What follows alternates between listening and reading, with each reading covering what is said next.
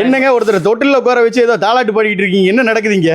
ஆமாங்கண்ணா, நம்மளோட panel sheet quality பத்தி நிறைய பேர் கேக்குறாங்க. சரி, அவங்களுக்காக இது ஒரு எக்ஸ்பிளனேஷன் தான். இப்போ வந்து பாத்தீங்கன்னா இவர் ஒரு 50 கிலோ இருக்கிறாரு. சரி, ஒரு 50 கிலோ இருக்கிற ஒரு நம்ம ஒருத்தர் வந்து பாத்தீங்கன்னா நம்ம பேனல் ஷீட்ல உட்காந்துருக்காரு. ஓகே, இதுல நீங்க அவர் என்னதான் பண்ணாலும் சீட்டு கிளியாது.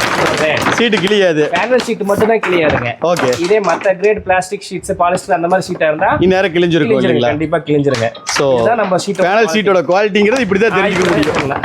Okay okay okay. எனக்குண்ணா இவ்வளோ நேரம் உங்களோட செட்டை பற்றி சொன்னீங்க. சரி, பேனல் சீட்டு கிளியவே கிளியாது அப்படின்னு எல்லா பக்கம் விளம்பரம் பண்ணிட்டு இருக்கிறாங்க. சரி, அது உண்மையா பொய்யான்னு எனக்கு தெரிஞ்சுக்கணும். சொல்லுங்க. ஒரு தேங்காய் எடுத்து போடுங்களேன், அப்படிதான் என்னதான் கிளியுதா இல்லையான்னு பார்ப்போமே. போடுறேன் பாருங்க. நீங்க வரக்காயா போட்டிருக்கீங்கன்னா வரக்காய் உளுந்து எப்படிங்க? பச்சைக்காய் போடுங்க. பச்சைக்காய் இன்னொன்று போடுறேன் பாருங்க. இன்னொன்று போடுற மாதிரி தெரியலீங்களா?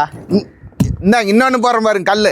கல்லு தேங்காயும் போட்டாச்சு, கல்லும் போட்டாச்சு, கல்லும் போட்டாச்சுங்க. சரி, ஒருவேளை கிழிஞ்சிருச்சுன்னு என்ன பண்றதுங்க? அண்ணா கிழிஞ்சதுன்னா செட்டு மாத்தி கொடுக்க போறாங்க, சீட்டை மாத்தி கொடுக்க போறாங்க. சரிங்க, அந்த அளவுக்கு வாரண்டி கொடுக்கும் போது நம்மளுக்கு என்னங்க கவலை அப்படிங்கிறீங்க? ஆமாங்க. போடுங்க, இன்னொரு தடவை போடுங்க. இன்னொரு தடவையும் போடுறேன் பாருங்க.